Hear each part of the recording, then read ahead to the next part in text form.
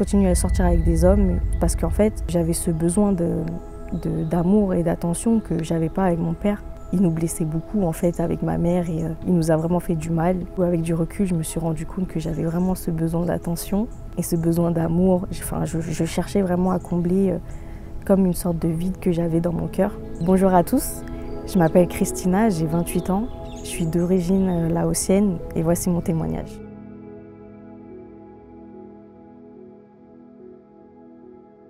Je viens d'une famille bouddhiste, donc la plupart des bouddhistes, c'est des personnes qui sont d'origine asiatique. Donc on m'a inculqué les valeurs du bouddhisme, donc prier Bouddha, aller au temple. Pour être honnête avec vous, j'étais pas à fond dans cette religion parce que quelque part, il y avait des choses que je comprenais pas. Et puis je voyais qu'autour de moi, ça parlait beaucoup de Dieu. Je ne savais pas exactement s'il y avait un Dieu, mais je croyais aussi quelque part qu'au-dessus de Bouddha, il y avait quelqu'un, en tout cas il y avait un Dieu. Pour moi, je voyais Bouddha en tout cas comme un prophète, en tout cas pour ma part. Dans mon enfance, j'ai vécu beaucoup de douleurs parce que mes parents, ils s'entendaient pas du tout. Ils se disputaient très souvent à la maison. Ma mère travaillait pratiquement seule pour payer les factures.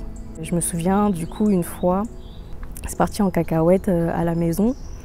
Du jour au lendemain, en fait ce qu'il faut savoir c'est que j'ai vécu pendant 13 ans de ma vie dans une maison avec ma mère, mon père et comme je suis fille unique du coup j'étais seule. Un jour j'ai appris qu'on allait devoir déménager de cette maison. Déjà à partir de ce moment-là, ça m'avait fait tellement mal parce que j'avais fait toute ma scolarité, j'avais tous mes amis en fait dans cette ville et j'avais grandi en fait dans ce quartier-là. Donc du jour au lendemain qu'on me dise que je déménage de cette maison, ça m'avait vraiment brisé le cœur. Et à partir de ce moment-là, j'ai su qu'en fait c'était vraiment de la faute de mon père parce que il nous avait il payait pas les factures, il aidait pas ma mère en fait tout simplement. À partir de ce moment-là, j'ai commencé à haïr mon père en fait. Je l'ai vraiment détesté à partir de ce moment-là parce que du jour au lendemain, on s'est retrouvés dans un autre logement qui était très loin de cette belle maison qu'on avait. Au fil du temps, j'ai continué ma vie, j'ai continué ma scolarité, mais je continuais à vivre en fait déjà à partir de ce moment-là avec beaucoup de douleurs, beaucoup de blessures.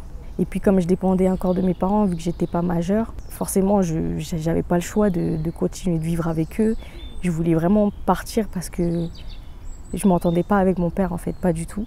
Du coup avec le temps, j'ai continué ma vie. J'ai commencé à sortir avec des garçons, à sortir en soirée aussi, boire, à faire toutes ces choses-là du monde, à fumer aussi, du coup, parce que je fumais beaucoup la chicha.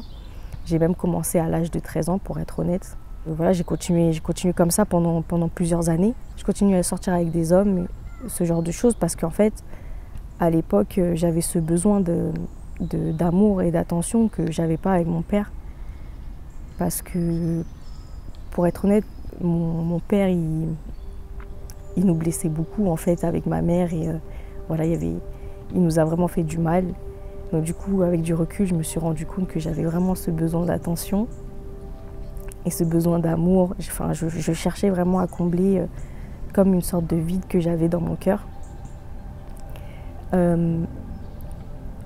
Et puis du coup, vers 2020, j'ai rencontré un garçon, j'ai rencontré un homme qui me donnait justement toute cette affection-là, cet amour-là, que personne d'autre ne m'avait donné, ou du moins pas autant. Du coup, j'étais vraiment comblée avec cette personne. J'avais placé tout mon avenir, toute mon espérance en fait en cet homme. Je me voyais déjà loin avec lui, je me voyais mariée avec des enfants. Et au final, du jour au lendemain, on s'est séparés. Ça m'a vraiment fait mal au cœur. J'ai vécu une dépression, puisqu'en plus de ça, c'est tombé pendant la période du Covid. À ce moment-là, cette douleur, elle était tellement atroce. J'avais jamais vécu une douleur pareille. Je pensais, parce que ce qu'il faut savoir aussi, c'est qu'à l'époque, je jouais les durs et je me disais que jamais on allait me briser le cœur. Sauf qu'à ce moment-là, quand j'ai vécu cette brisure de cœur, c'est là que je me suis rendu compte qu'en fait, tout simplement que j'étais humaine et que c'était normal de souffrir, en fait, tout simplement. À ce moment-là, j'ai commencé à chercher Dieu parce que je me disais, j'essayais de trouver en fait des solutions. Du coup, ça passait par Dieu, ça passait par tout ce qui est développement personnel, ça passait par tout ce qui est carte de tarot, voyance et ce genre de choses. J'essayais vraiment de trouver une solution pour réparer cette douleur. À la fin, je ne sais pas pourquoi, mais j'ai eu cette conviction, voilà, qu'il fallait que je me mette à prier. Que la seule personne qui pouvait m'aider, c'était sûrement le Dieu qui avait au-dessus. Et du coup, je me suis mise à prier. Mais malgré ça, je voyais que rien ne se passait, du moins à l'instant T, je voyais que j'avais toujours mal, que je souffrais toujours autant. J'ai continué à prier parce que voilà, je perdais espoir. Je ne savais pas vers qui me tourner. Je ne pouvais pas me tourner vers mes parents parce que les parents asiatiques, ce n'est pas le genre de parents qui donnent de l'amour à leurs enfants. Du moins, ils ne le démontrent pas. Alors du coup, j'étais là dans mon coin, même si ça ne se voyait pas devant les gens, que j'allais mal.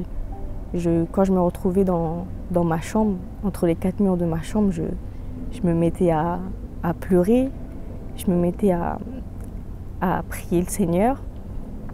Mais voilà, je ne savais pas du tout à qui je m'adressais en fait. Je savais juste qu'il y avait probablement quelqu'un qui m'écoutait. De là est passé les semaines. J'ai eu cette conviction qu'il fallait que j'aille acheter ma Bible, que j'achetais une Bible. Parce que je me disais peut-être qu'en achetant ce livre-là, le Dieu dont on parle dans ce livre, qui va me guider, je ne sais pas, qui va m'aider, tout simplement. Et du coup, je suis partie l'acheter. Sauf que à l'époque, quand je suis partie l'acheter, voilà, je suis revenue avec et j'ai commencé à la lire. Mais il s'avère que je comprenais rien du tout. Je comprenais absolument rien à ce qui était écrit. Du coup, j'ai laissé tomber parce que c'est important de le préciser aussi. C'est que quand on vient du monde, du moins pour ma part, je pensais qu'il fallait avoir un QI supérieur à la moyenne pour comprendre ce qu'il y avait écrit dans la Bible et que j'étais pas suffisamment intelligente pour comprendre ce qu'il y avait dedans. Je connaissais pas Jésus et à cette époque, je voyais pas le rapport entre Jésus et Dieu. J'ai essayé de comprendre, mais j'ai vite lâché l'affaire et j'ai laissé ma Bible de côté. Et ça a duré 3 ans comme ça. J'ai abandonné mon livre. 3 ans sont passés, j'ai continué ma vie, j'ai continué à sortir avec des garçons, avec un garçon en particulier. À ce moment-là, j'étais tellement désespérée que voilà, je me mettais à avoir espoir en des hommes. Parce que je me disais que ces hommes-là, peut-être qu'ils allaient combler justement ce manque d'amour, ce manque d'affection, ce manque d'attention. J'ai continué, je suis sortie avec ce garçon en question. En fait, ce qu'il faut savoir, c'est que c'était même pas une vraie relation au final, puisque, voilà, comme on le dit dans le monde, c'était une situationship. Donc on sortait pas vraiment ensemble, on se voyait, etc. Mais on n'était pas ensemble. Et je passais encore à chaque fois mon espoir en cette personne, pour combler justement cette douleur que j'avais en moi. Et au final, avec le temps, je me suis rendu compte que ça ne servait à rien, que je perdais mon temps. Et petit à petit, quand même, à côté, je continuais de prier Dieu, même si, encore une fois, je ne savais pas réellement qui il était. Je priais Dieu et je lui demandais de m'aider à ouvrir les yeux aussi sur cette relation. Ce qu'il a fait, hein, maintes et maintes fois. Mais je fermais toujours les yeux parce que voilà, j'avais cette obsession en fait de trouver l'amour de ma vie, de trouver la personne avec qui j'allais me marier, la personne avec qui j'allais avoir des enfants. C'était devenu vraiment une obsession. J'y pensais tous les jours, tous les soirs. Je rentrais à la maison, je pleurais parce que j'avais personne dans ma vie. Et même si je voyais quelqu'un, cette personne, elle me comblait pas en fait. Voilà, c'était juste c'était juste une relation comme ça. Avec le temps, j'ai commencé à avoir cette conviction que voilà, maintenant il faut que si demain je suis amenée à être avec quelqu'un, il faut que ce soit la personne de ma vie parce que j'ai trop perdu mon temps. Du coup, j'ai coupé court à cette relation. Voilà, derrière, ce qu'il faut savoir aussi, c'est que j'ai continué à voir d'autres personnes, à aller chercher encore l'amour chez un homme. Mais voilà, je voyais bien que ça ne marchait pas. Je voyais bien que ces personnes-là, elles n'étaient pas là pour se marier, elles étaient là pour autre chose. J'étais toujours autant désespérée, j'avais toujours autant mal au cœur. J'étais toujours pas bien en fait. J'avais mal, je souffrais beaucoup. Et puis il y avait ma relation avec mon père à côté qui ne s'améliorait pas non plus, puisqu'on est arrivé à un stade où on s'est disputé et ça a fini en bagarre. Ça a fini avec des problèmes avec la justice. Et à ce moment-là, déjà que je détestais mon père, là je le détestais encore plus. C'était arrivé à un point où même l'entendre respirer à côté, je ne supportais plus en fait. Je ne supportais plus du tout. Il nous avait fait tellement de mal à moi et ma mère que voilà, je ne pouvais plus le voir en fait. Je ne pouvais plus du tout le voir. Et un jour, l'été 2023, où je suis tombée sur une vidéo par hasard, sur cette chaîne d'ailleurs, d'un frère, je ne sais pas pourquoi, je suis tombée dessus comme ça, vraiment par hasard, j'ai vu la petite vignette YouTube, j'ai cliqué dessus. Et à ce moment-là, je ne savais pas du tout que c'était un témoignage chrétien. Et j'ai écouté en fait, j'ai écouté le témoignage du frère qui se reconnaîtra probablement parce qu'on s'est croisés par la grâce de Dieu. Et j'ai écouté, et quand j'ai écouté son témoignage, en fait, je me suis reconnue dans son histoire, du moins dans des petites choses de son histoire. Et je me suis mise à pleurer en fait. Je me suis mise à pleurer parce que déjà, voilà, comme vous le savez, j'étais mal, j'allais pas bien dans ma vie. Et là, le fait de voir que quelqu'un avait presque vécu la même chose que moi, ou du moins avait vécu les mêmes douleurs que moi, ça me réconfortait, mais ça me touchait aussi beaucoup. Du coup, je me suis mise à pleurer. J'ai pleuré toutes les larmes de mon corps, je crois que j'avais jamais autant pleuré de ma vie. Et tellement je pleurais, je me souviens que je mettais pause sur la vidéo parce que j'arrivais pas à regarder la vidéo en entière avec les larmes qui coulaient. Et du coup, j'ai regardé son témoignage jusqu'à la fin, jusqu'au moment où il a commencé à parler de Jésus. Et à ce moment-là, j'étais surprise parce que je me disais, enfin, je savais pas du tout que c'était un témoignage chrétien, donc du coup, j'avais pas compris sur le coup. Je me suis dit, waouh, c'est comme si à ce moment-là, le Seigneur m'appelait, le Seigneur, voilà, voulait que je le connaisse, en fait, que j'apprenne à le connaître. Mais j'avais pas compris sur le coup parce que je pensais vraiment que c'était le fruit du hasard. De fil en aiguille, j'ai commencé à regarder plein de témoignages sur cette chaîne et je les ai pratiquement tous regardés. Et je voyais en fait, à chaque fois, c'était toujours la même chose qui revenait. C'était Jésus sauve, Jésus guérit, Jésus libère, Jésus est le chemin, la vie et la vérité. Si t'as mal au cœur et que Jésus qui peut te guérir, si t'as besoin d'être libéré de quelque chose, il n'y a que Jésus, c'est entre les mains de Jésus qu'il faut tout délaisser. Moi qui connaissais pas le Seigneur et qui comprenais rien à la Bible, je me disais, bah finalement, peut-être que c'est Jésus qui peut m'aider, peut-être c'est lui la solution à cette douleur, à tout ce que je suis en train de vivre.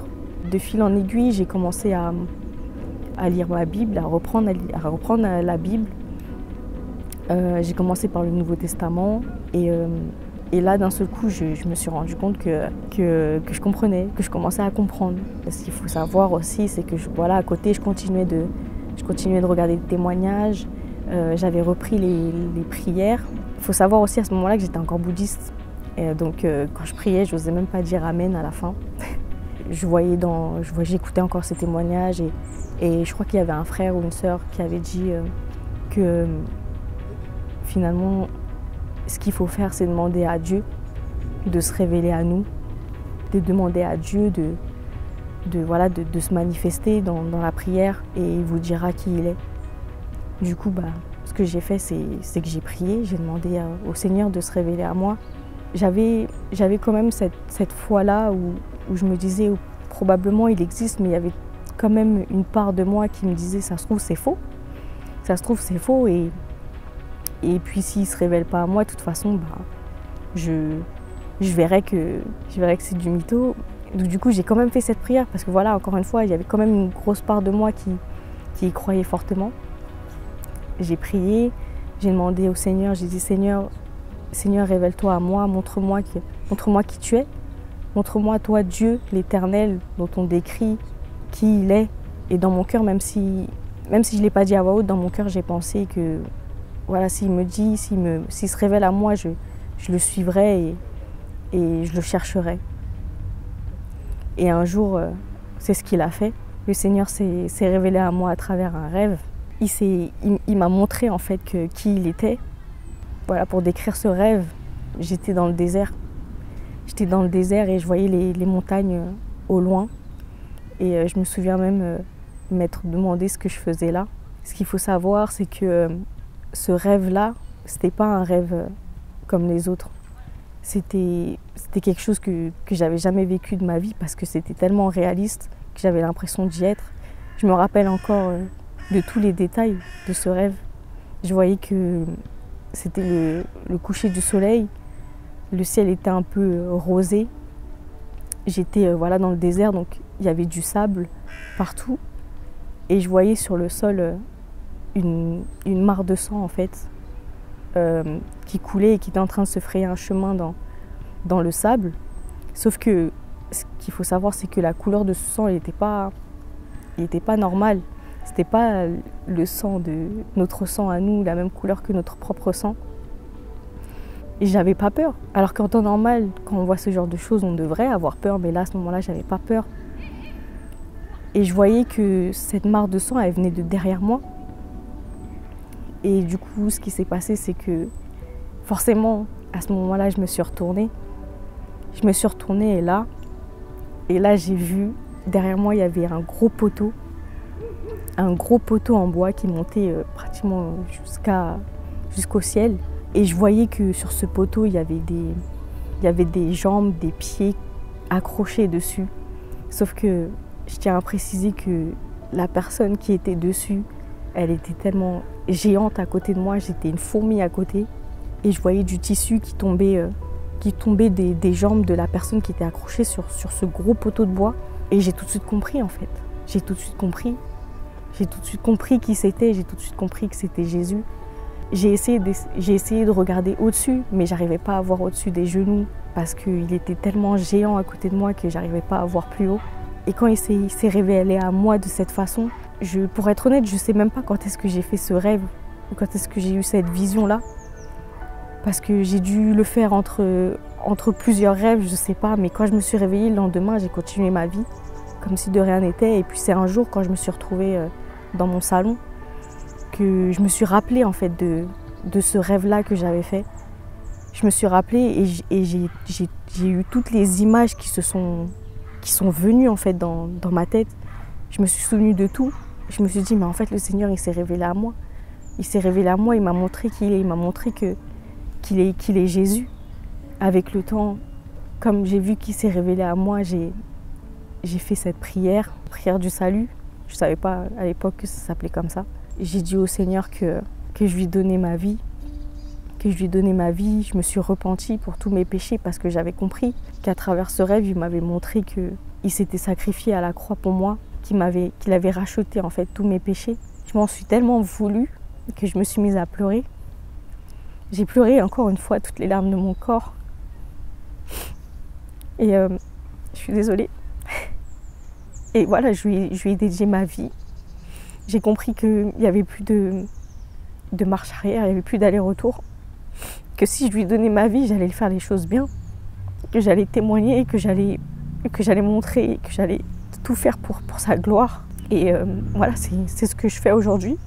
Le Seigneur, depuis, m'a permis de vivre, d'être guérie aussi de cette douleur et de vivre plein d'autres choses incroyables. J'ai trouvé mon église après avec le temps. Je me suis faite baptiser en avril 2024. Il m'a guérie aussi de cette obsession que j'avais de trouver l'homme de ma vie, de cette obsession que j'avais de constamment vouloir être avec quelqu'un, de ne pas me sentir seule parce que j'ai compris avec le temps que j'étais pas seule, qu'il était là avec moi.